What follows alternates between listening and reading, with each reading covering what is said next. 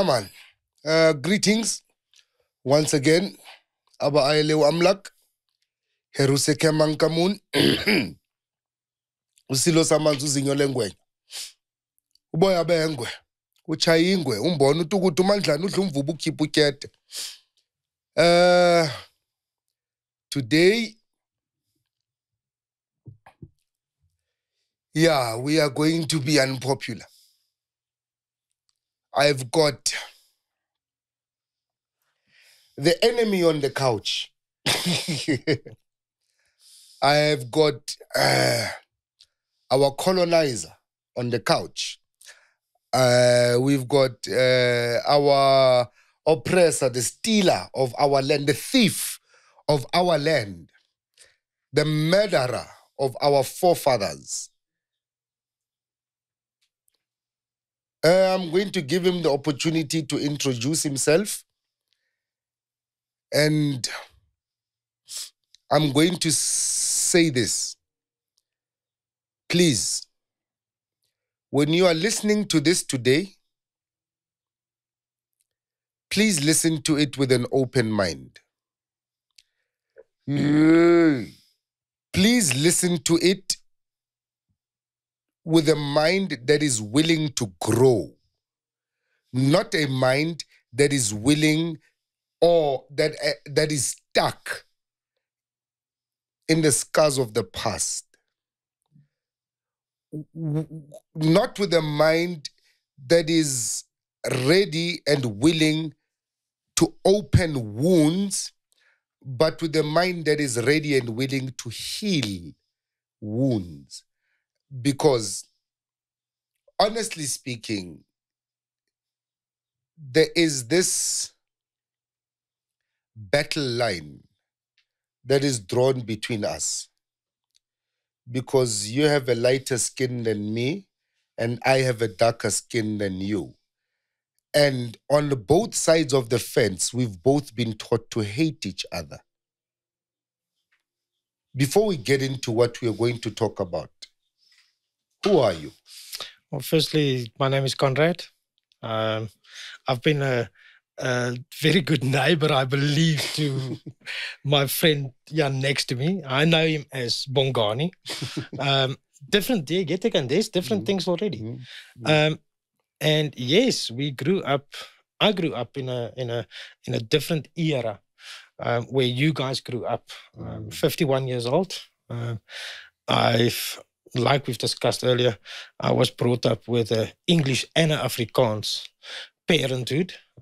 Dad was English speaking. He was an English gentleman. And this will maybe offend some people. My dad was called a soap pill. Translated roughly into English, he was called a salty penis by the Afrikaners. By the Boere, my mum was a Boere auntie. She was Afrikaans, came from Dutch upbringing, and they were taught different things in life. And I think I got best of both worlds. I got the English-speaking, gentler side of respecting people. And then I've got the Afrikaans force. My mum always taught me things. You stand up for what you believe in. Do not take shit from anybody. You are your own person. Where my dad would say, stand back a little bit, wait, before you attack anybody. So I was always in a continuous, we 7 children. My brothers, my sisters, all out of this English Afrikaans heritage that we've had, grew up differently. My older sister, she's a fantastic person, a fantastic humanitarian. My younger brother, he is one of the most angriest people that I've seen. But I love him to bits. He got more of the Afrikaans side, and when my older sister got more of the English side. I believe because I'm the middle child, I got the naughty of both sides and the good of both sides. But not just that. like we said, we're going to talk about a lot of subjects and a lot of things that's close to the heart today. And just remember, this is my opinion. And in South Africa, I'm allowed for my own opinion. I do not have to apologize for what I'm saying. I do not have to apologize for what I'm thinking and how I've experienced things in the past 30 years, 40 years, 50 years. I do not have to apologize for that. Because yet again, this is my opinion. It's going to offend people. It's going to offend people. It's going to offend white people. It's going to offend black people. But yet again, there's one common word in everything that people. Oh, white people, black people. There's just one common word, people. People. That's it. And that is where I think where we have to start. Why is it now we're driving on the N1. Okay. There's a bloody black taxi fucking around on the left-hand side, and I get upset because I'm a white person. Okay. Great. Today I'm going to say this to my wife. There was a black taxi driver doing this and this and this and this and this. Why am I doing that? Why I'm not saying there was a taxi driver that was stuffing up the traffic. Yeah. Why does race has to come into anything that we do, anything that we say, anything that, why? And this is where I have to hit. If you were brought up in a situation where your mom told you that God is good, I'm going to believe that the whole time. If my mom said, our enemy is the blacks, you're going to grow up believing this. Believing that. Why? Because it's your mother. Until the day you go out there and you start experiencing things that is now questioning what you've believed and what you've been taught for your whole life. Fortunately, that's when my dad came in. You understand? The English gentler side. And he would respect anybody from word go. If I respect you, I will respect you. If you do not respect me, I will not respect you. It's not about your skin color. It's not about anything. It's about respect. It's about respect. And this is where South Africans are, and Africans, and Afrikaners, and Xhosas, Zulus, anybody, where they don't understand. That's my belief. You've got different cultures. I've got different cultures. If I can respect your culture, you respect mine, and we take hands together, because I think this is the only thing in South Africa that's keeping us apart. A simple gesture. Take hands like this. It's very simple. This is simple to do. It's very easy. But now the ramifications of doing this. Now your brother is going to say, hey, why did you take that white man's hand? My brother is going to say, why did you take that black man's hand? Exactly. So now we're not talking about anything at the moment. Now it's already, it's color again. And this is where, like we discussed earlier, if the politicians that's making all of these rules, regulations, laws, bylaws, just take into consideration everybody's voices in South Africa. We're not.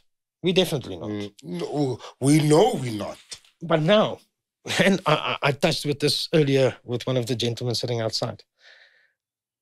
When the ANC, I'm going to call it ANC, straight, the ANC, Mr. Ramaphosa, have you ever seen him? Mr.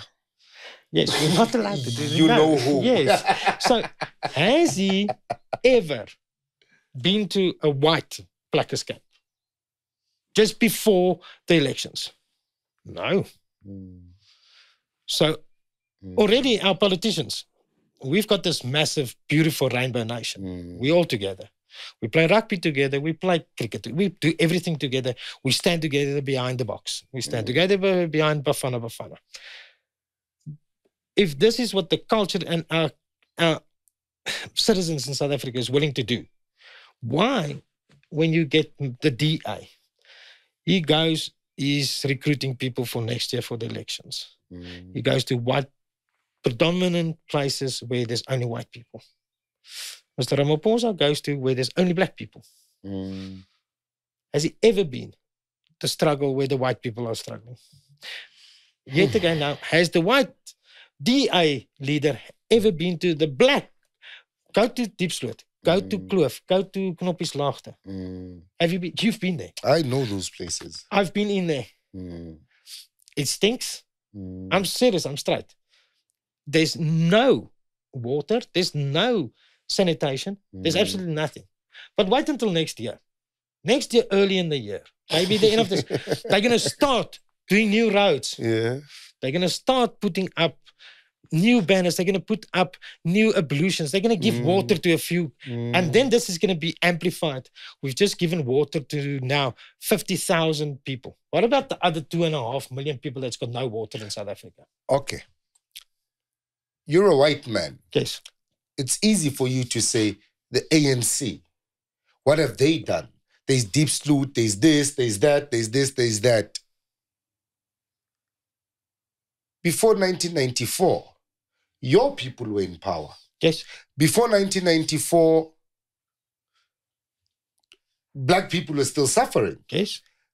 I'm going to speak from my experience now as a black man. Yes. If you go down the R55 and then you go towards this Pretoria West Tunnel, Yes. there's a whole community there called Denville. Yes. You find the poorest Afrikaners there. You do? The poorest of the poorest Afrikaners there. Yes. They're begging for money in the streets. They living in a house that they say is my opa se huis. Yeah. My opa se pa se huis. Correct. You understand? Yes. And the same thing. When the National Party was in power, why are they suffering? Why are they poor? Why are they begging in the streets? White people. And it was their people, your people, who were in power. Exactly. And now, you sitting here and saying, yeah, but the ANC, Mr. Ramaphosa. What about Mr. de Klerk? I want you to tell me now, what does apartheid mean to you? Okay. So I grew up in the apartheid era. You were deep in it. Yes, I was. Yeah, you were part of it. 1972. Yeah. I was. You were part of it. You benefited from apartheid. Yes, I did. I went to a fantastic school. I did. I went to a great university. I did. The first black person I met at any academic institution was at Stellenbosch, a predominantly Afrikaans-speaking university. Yeah. Believe it or not, I studied medicine. It still is a predominantly Afrikaans. It's still Afrikaans. Yeah. It's Afrikaans. Not just Afrikaner, Afrikaans. It is. So I met the first black person I met in an academic area, not at school. I was in Framesby World School. We didn't have one black person in our school. Not one. If you wanted to see a black person at school, you played against them rugby, Zwedi or Kwamagagi in the Eastern Cape, in Port Elizabeth. I met my first black friend, and I'll still call him my friend up to today because we still speak at university. And so now they say when you go to university, you get liberal. You're a teenager. I was 18 years old. I thought I can do anything in life because I did fantastic at school. I was accepted to do medicine. I wanted to become a doctor. And now it's 1991. This is apartheid era. Second year, you go to Tygerberg. So you a skivvy. I was a skivvy mopping up blood, mopping up everything. And this is where I realized boundaries between blacks and whites. You were not allowed to go into a certain hospital. You were not allowed to. This was stipulated by P.W. Botha, the clerk. This was done. Did I reap the benefits of it in those days? I think because you're 18 and 19, you're still developing what you're thinking. Yes, I did. I'm straight. I did. I cannot apologize for what I received from my parents. My dad put 7 of us through university. I respect my dad for that. He worked 24/7. Yes, my friends. Sam, did he get the same upbringing? No, he didn't. Did he go to university on a scholarship? Yes, he did. Did he get the same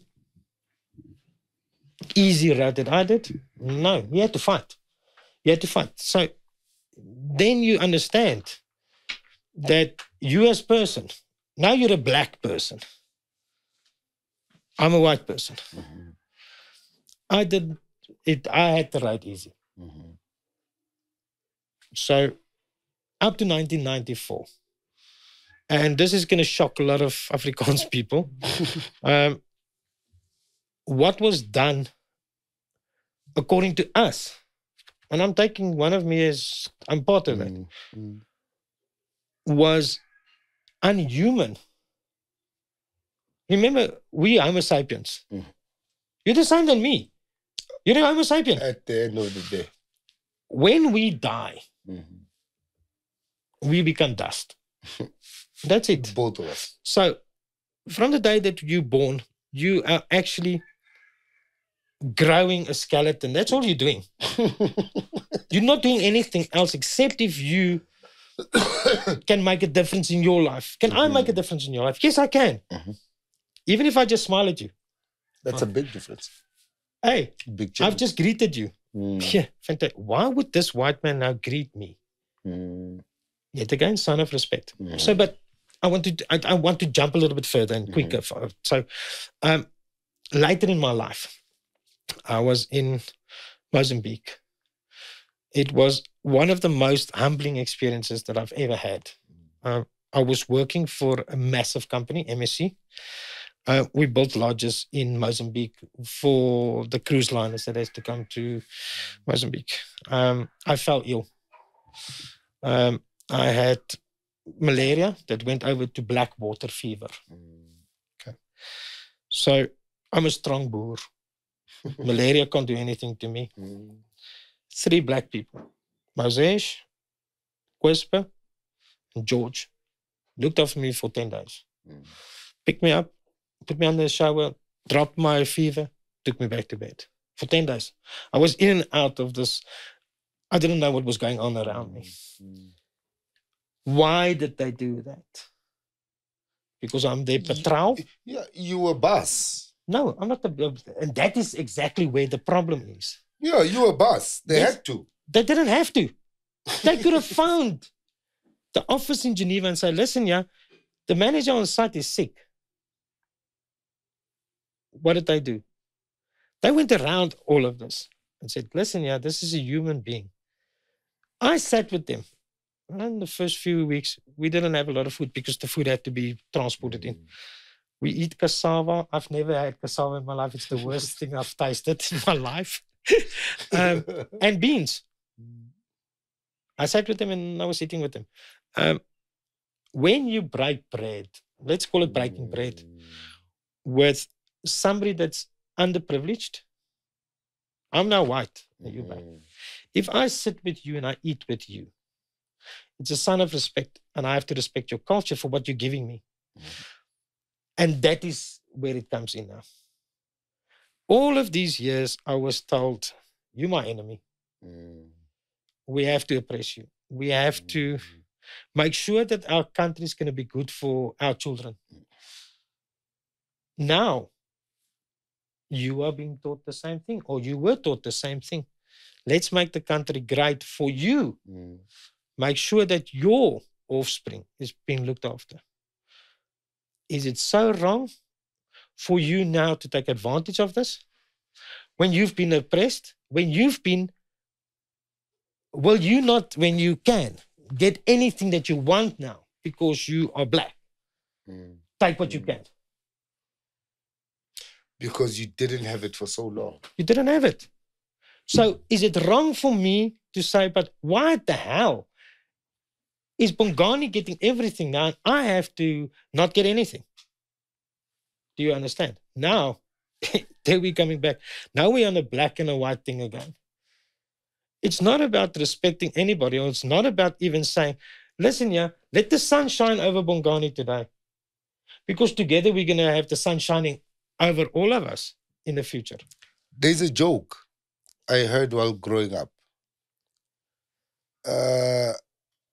This black man he worked on a farm, on a white man's farm. And this farm had a big mountain on the farm. So this black man, while he was working there, he just collected stones and created a dam on top of the mountain,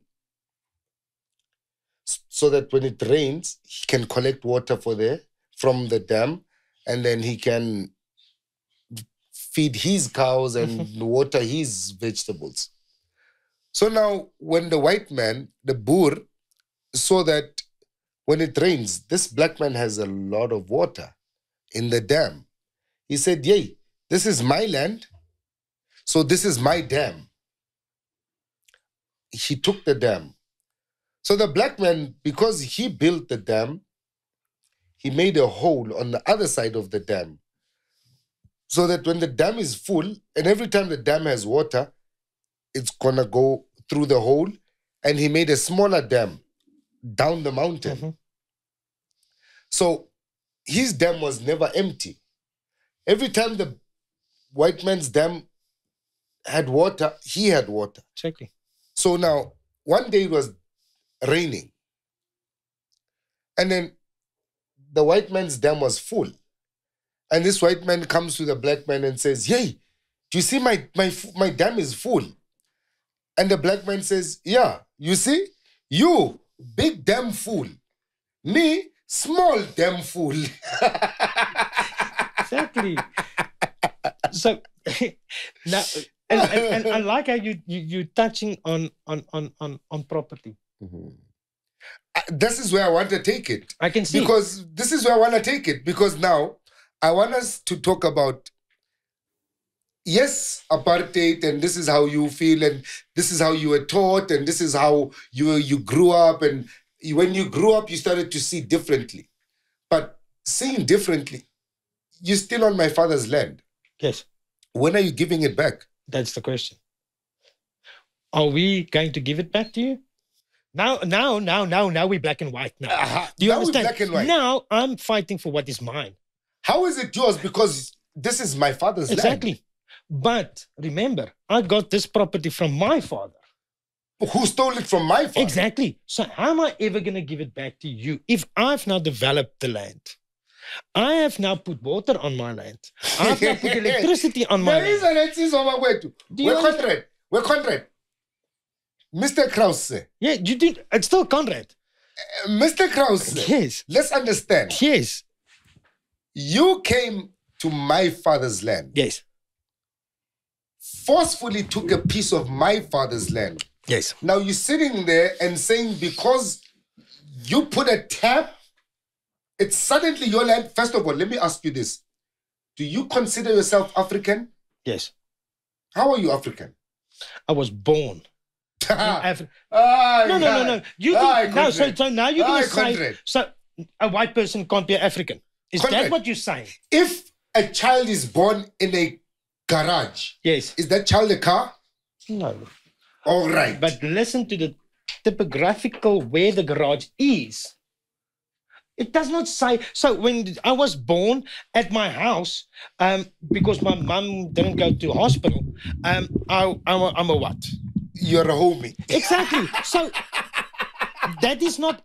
It's where, in which area you were born. Conrad, this is not very simple to make. You are justifying how you took our land. No, so now you're saying, Conrad, you're making an excuse for taking our land, and now we must be happy about it because you were born in South Africa. No, listen to what I'm saying. What are you saying? So now 1652. Okay. Here comes a lot of ships. Yeah. With white people. Of course, the Dutch. The Dutch. Yeah. The land somewhere in Cape de Goede Hoop. By mistake? Yes. So they met with, firstly by...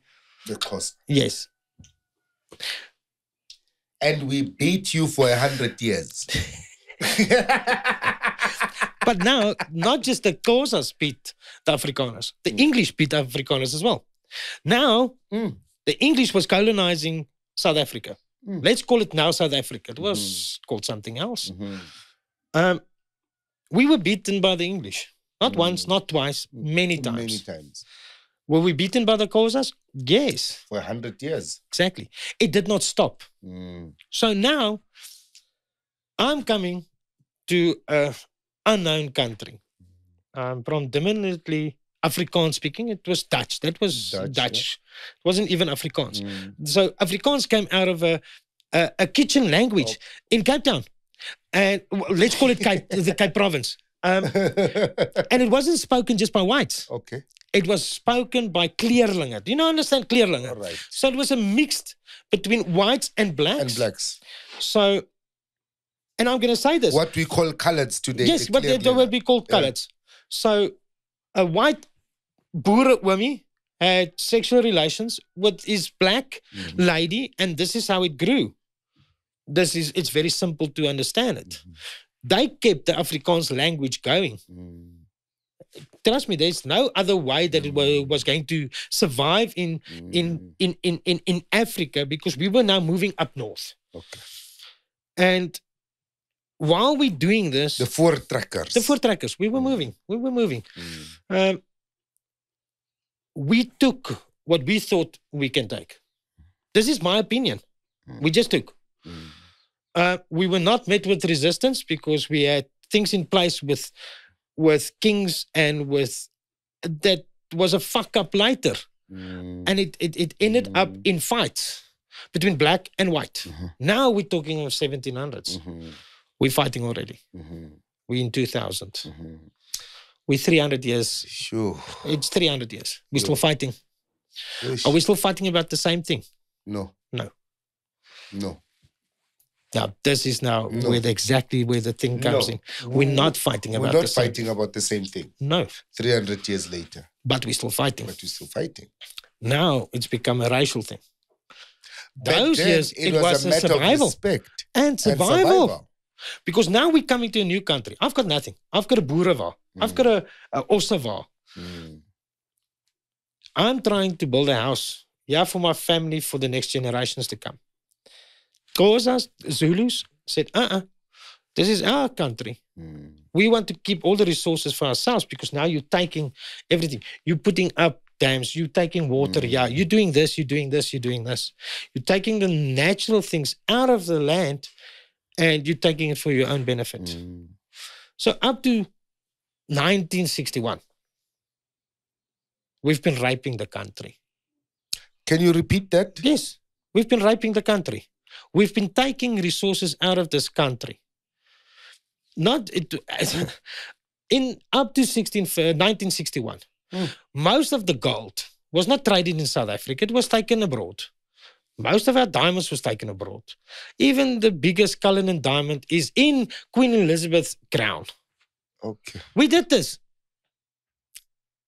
But now I am here. 20 years later, 30 years later, people are going to hate you. They're going to hate me. They're going to hate me. But it's the truth. But it's the truth. It's the truth. But now we are sitting in a situation where after we've been building everything with the NP government, the National Party, we built things and we grew up, this is ours now. So, of course, we're going to fight because I have to give it back to you now. And you don't want to let go of it? No. Why would anybody let go of it? Why would you? Now, you've got a beautiful house. Why would you give half of your house away after you've spent your whole life building this for yourself? Yes, it was taken from somebody. Correct. No problem. But you can't give it up. You can't. How can you just give something up if this is where you grew up? Why don't you go home, Conrad? Go back where? This is my home. This is not your home. But that is the problem. That's what you think. I believe this is my home. You can't, Conrad. How can this be your home? I was born in South Africa. Not in a hospital or where. I was born in South If Africa. I'm born in ShopRite, am I part of the groceries? But that's where exactly. Do not look at where you're being born. Look at in the typographical country where you're born.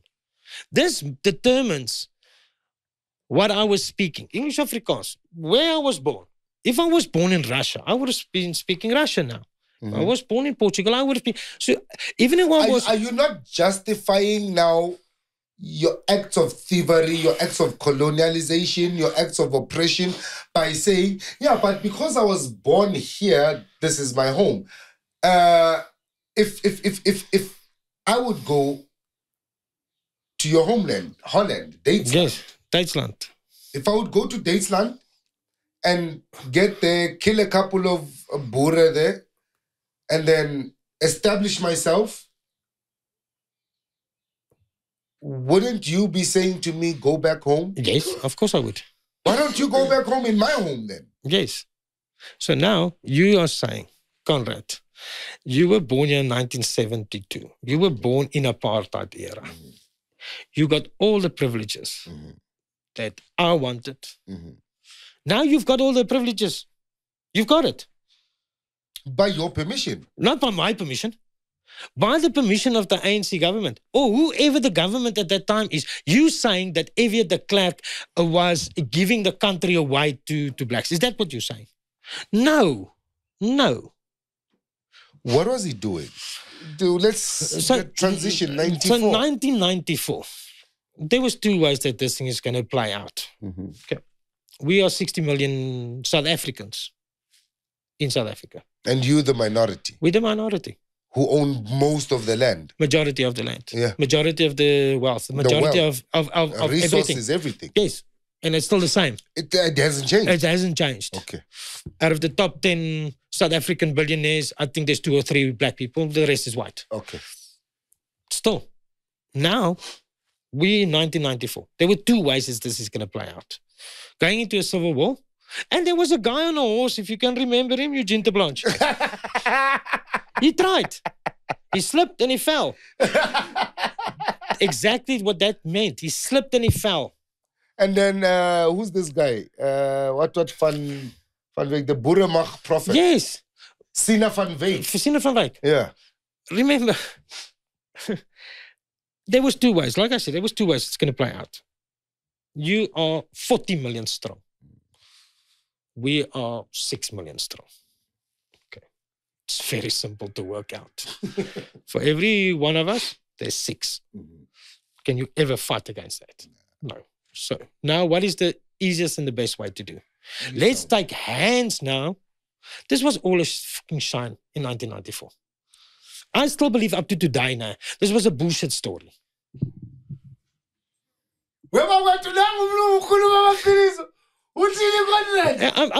I'm going to get to a few things that's going to offend you and offend a lot of people.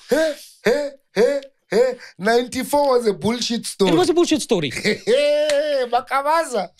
If I steal that glass today, I'm going to be sent to, if I'm guilty, I'm going to be sent to prison. I have to adhere to something that I did wrong. You did it. Exactly. Now, there's a few people in Robben Island that killed people, that took bombs and killed people. We remember him as a soft person that received the Nobel Peace Prize. No. No. Unpopular. Yes, I'm going to be unpopular. It's the truth. And I can prove this to you. You can just read up exactly where you want to, when it happened in the 70s. Now you're telling me that a person can't change. Yes, he can change. He changed from a terrorist to one of the most peace-loving people in the world and respected by even the Pope, the holiest person. He was respected by him. So, was this a sham? It was a fucking sham. Because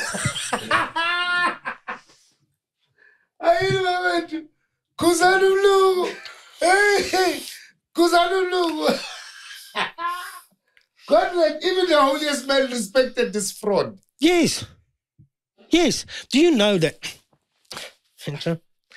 So there was a guy in the old Abba era. So it was not you people who killed Chrisani. No. Who killed Chrisani? I'm telling you now. This was fucking set up. Why? To amplify the situation. You say you people. It's not you people anymore. It's our people. It's me and you. So one of us, our people, killed them to promote something. Do you understand? Oh, Conrad. The person that came over from a different country that was, what was his name that killed Mr. Honey? He wasn't even a South African. He was a fucking foreigner. Why was he brought to South Africa to come and do this? Who phoned him to do it? Who? Oh, Conrad. Tell me. You know. Oh, Conrad. This was conspiracy happening in the early 90s to make sure that we get everybody around the world sympathy. To bring them back in. To bring in the money back in. Because now we've got sanctions. South Africa was sanctioned at that time. Yes, we didn't even have to, we were not allowed to play rugby. You're not even allowed to participate in any world competition. Not the Olympics, nothing. We were not allowed to do it. Now, all of a sudden, goodness gracious, the World Cup is in South Africa, 1995. Yo. Now, Francois Pienaar stands next to Mr. Mandela. I will still call him Mr. Mandela because I respect him afterwards for what he did. They stand together lifting up one trophy, showing that we are united as one team, one country, one culture. We've never been united. Show me up to today where we have been united in anything, in any decision, on anything that has been done in South Africa. Except sports. Except sports. Hi, Conrad. Are you saying now, really, the Rainbow Nation is only true in sports? So this thing of, who is this Siya Kolisi and his wife, Rachel. Fantastic. I love them. Goodness gracious, please let not any other woman touch him because she's going to be fucking on Twitter. Why are you touching my husband? Do you understand? No. Now, he grew up in Zweden, in Port Elizabeth. Yeah, man. That is Siya Kolisi. Yeah. Fantastic sportsman.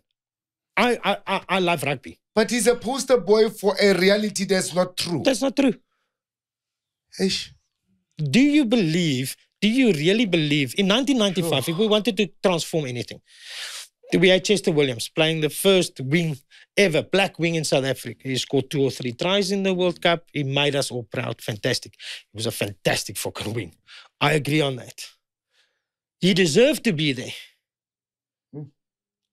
On his merit. On his own merit, on what he did. Did he go and write a book before he was there? Did he date a white woman before he got there? Did he show the world now? Yes. No. Did he show the world now? I have to take a white wife so that we can be united as a country. Hey, Conrad. And yet again, now, I don't understand what you're saying. Do you understand me now?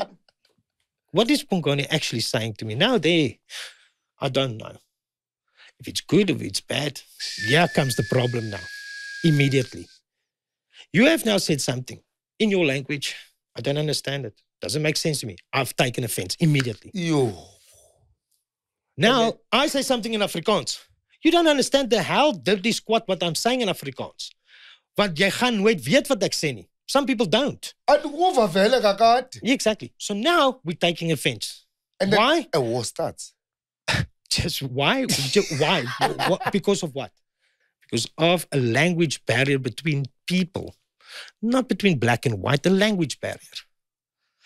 If you go to English and you say, I am going to the shop to get coffee, milk, sugar for my family.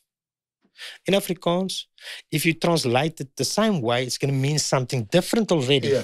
Yeah. So now you've taken Afrikaans, you are translating it directly back into English because you understand English better than Afrikaans. But now some of the Afrikaans words have got a double meaning. You're going to take offense immediately because what the hell did Conrad just do now? Now, this is where the situation comes in. So 1994, Mr. F.W. de Klerk, he gave the country away. That's what he did. Gave it away or gave it back? No, wait. This was a shine. You cannot say that this was not publicized all over the world. Okay, so now, gave it away to who? To people to make as if it's not being run by white people anymore. Listen now, if I show you something on TV, it's now not just in South Africa, it's now in Europe, it's in America, it's everywhere. Everywhere. You can see that a white man has just taken a black man's hand on national TV and is willing to work together to make sure that there's a fair election. Do you believe that election was fair? No fucking ways. No ways. No ways. Do you know how easy it is to jippo any figures, any ballots? Blatter, the chairman of the FIFA.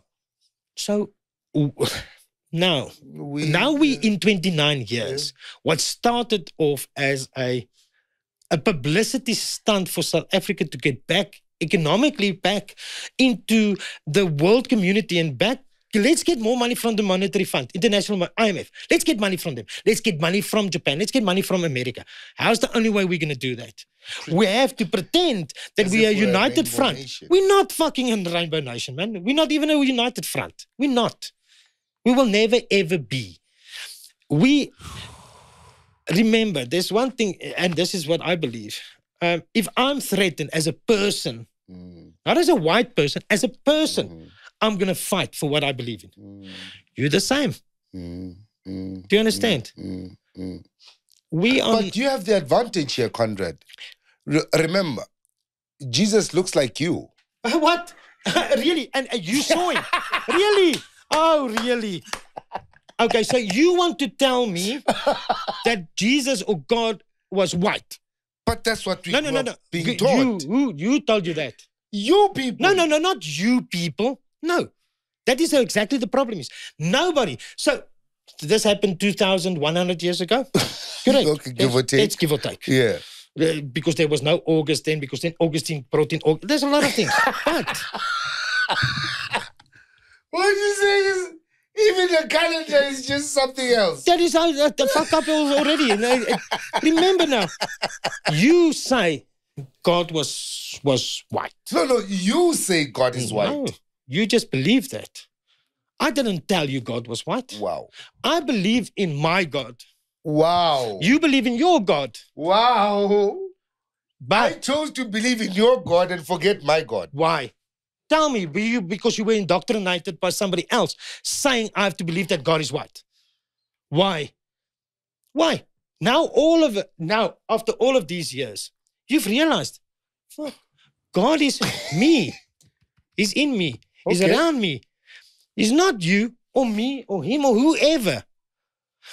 So Buddhists believe what? Yes, something different. Is there a higher being out there? Yes. And I believe that.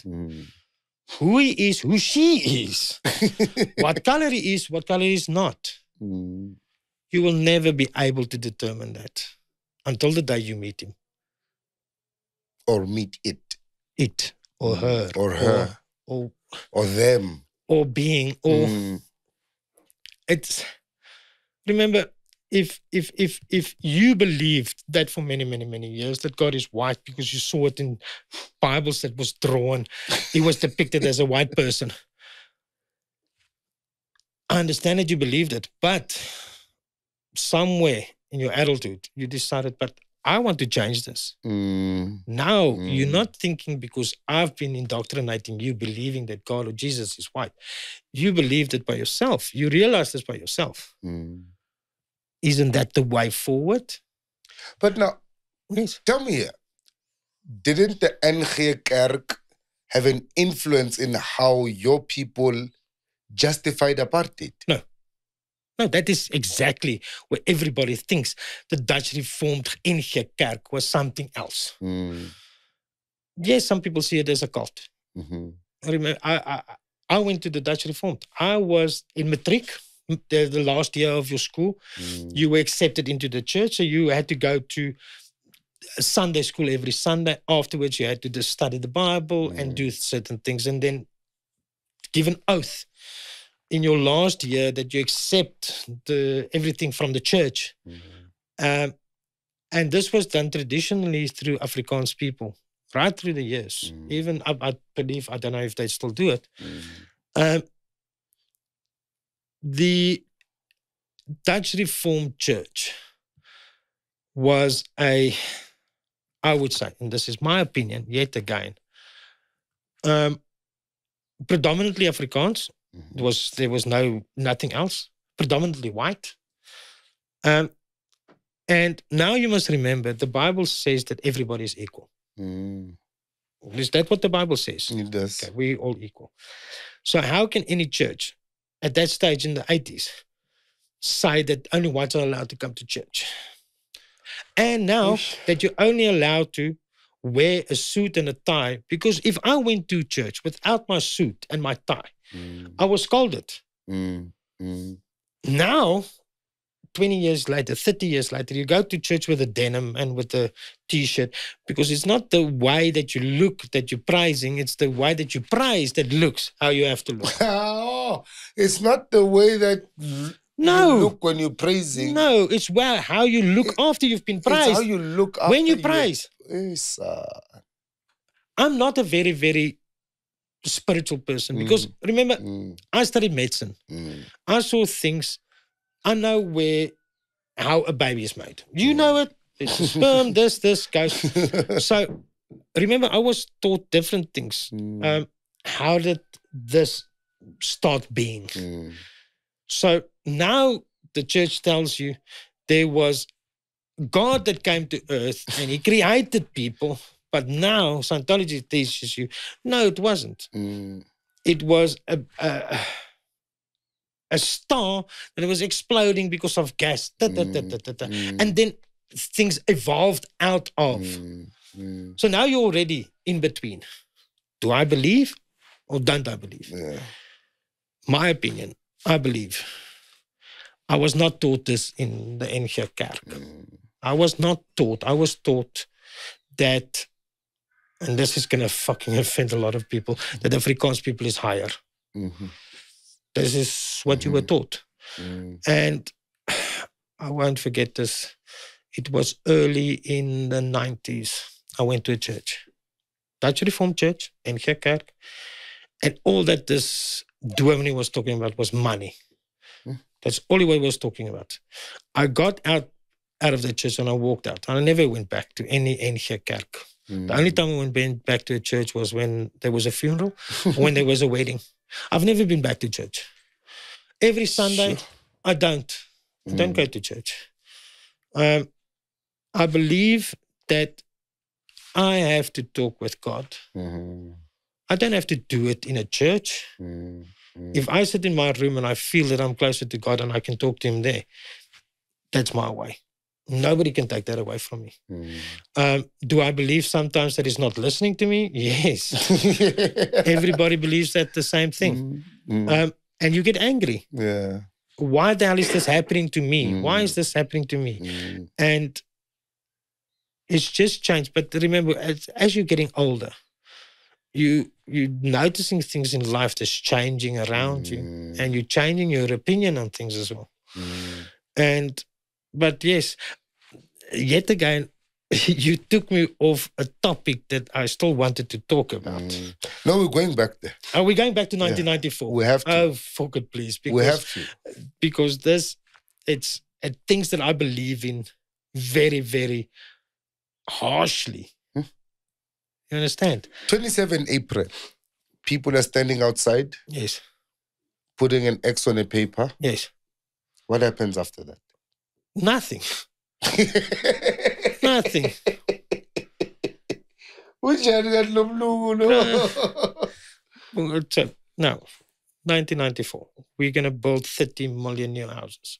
1998, we're going to build 30 million new houses. 2001, we're going to build 30 million new houses. 2004, or you're going to build new houses. How many houses have been built for our people? Now I'm saying our people because I'm an African now. Because you're part of the country now. Yes, I'm part of the country. I'm part of the Rainbow Nation. How many houses have been built? Do you know? I can tell you, give you the figures if I really going to have a look. 1.8 million, I think. What is the budget that was spent on that? Okay, me and you are contractors. Yes. We know what it takes to build a house. Yes, we do. We know what it takes to build a 4-room house. Yes. We both know it's less than 6,000. Exactly. So why is this promise that you are getting made every year for the past 29 fucking years, and it's not happening, but still you believe? You still believe? Yes, I'm going to get a house. Fuck that. I'm going to be rich. Yes, fuck that. No, you're not going to be. You're not going to be. There's a few privileged blacks, there's a few privileged whites. And those few privileged blacks are eating the scraps of the few privileged whites. Now you're saying that we're giving something away to black people. No, we're not. No, we're not. No, my friend. What do you mean, Conrad? So now we're looking at the mines. What about the big black CEOs and owners of mines? Black CEOs. Yes, black CEOs. Did you just heard yourself saying black CEOs? You didn't say white CEO. Why didn't you just say the CEO of the mine? Why? So now you're being racist already. No, I'm not being racist. Yes, you are, because you're saying the black CEOs, the white CEOs. For just once in your life, just say it's the CEO of that company. Can you do that? Yes, you can. But now you have been forced into saying, this is a white-owned company. This is a black-owned company. It's not a South African company. No. Now we are starting a dialogue between white and black. No, it's not the issue at hand. No, it's not. So what you are saying is, as long as we are going to look at South Africa as a black problem or a white problem, we're not going to solve a South African problem. No, we won't. It is a fucking huge problem. We're sitting, our rand is at 20 to $1. Do you know before 1994 we were square? Yeah. Same happened in Zimbabwe. 1984, where they were the biggest exporter in Africa. Continent. They were bigger than South Africa. Exactly. What happened? What happened? Some white man decided, nah, it's not working. No. That's your opinion. My opinion was a black man decided, fuck off white people out of my country. What happened then? But that black man was educated. Killing his own people, killing his own black people. But in favor for the white people who got big lands, and they're starting to build buildings there and whatever. So what you're telling me is, after the whites were chased out of Zimbabwe many years ago, in the 90s, early 90s, they were all chased out. The Jesuits came in and started building there. No, what came and built? The Italian Roman Catholics. Nobody, no. What did the president of that country do to his own people? He killed them. If you talk badly about him, you know what happened to you? You disappeared. Did you ever hear about yourself again? Never. You were taken out. There's a king I know who does that right now, but we won't say his name. But now we're hitting on it where it is, where it's a South African problem. It's not a black or white problem. It's not a black or white problem anymore.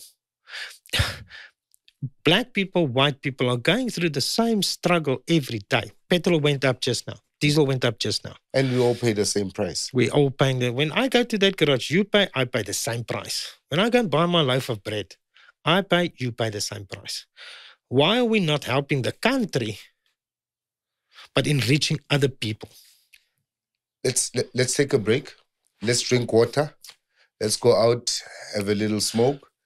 And then when we come back, we start to look at the problem, the solution, and how me and you can live together. That's the thing. The thing is, I still believe that if you take hands, like we did earlier, that is the start. But to get the mindset of everybody doing that right, to see that it's no longer white or black, but it is a combined problem. Crime is a combined problem. The economical state is a combined problem. Work together to solve it instead of working against each other and just making the problem getting bigger and bigger and bigger and bigger. Because at the end of the day, Conrad, and this is, I know a lot of people on my side of the fence will say, yeah, but now you're being sympathetic with white people, you're talking for white people, you're supporting white people. Well, that's your opinion. Yes. My opinion is this. If we both close our eyes, we look the same. Yes. We even talk the same. We even talk the same. Exactly. We even feel the same. Exactly. If I put fire on your finger, I'm going to feel it. You're going to feel the same thing. I'm going to feel the same thing. So that's exactly where the problem comes in. We need to find a way, because honestly speaking, when 1652, when your people got here, there were no borders. No. If there were no borders, there were no continents. If there were no continents, there were no countries. If there were no countries, the world belongs to all of us. Now you're changing your opinion that we did not steal, that we came to the country to help you. Is that what you're now saying? No. You came to steal. Oh, I won't change so that. You won't change that? Yeah, that I won't change. You still came to colonize. You're still thieves, and you need to bring it back. But in the same breath, the world belongs to all of us. Exactly. And the world is big enough for all of us to exist equally in. Yes.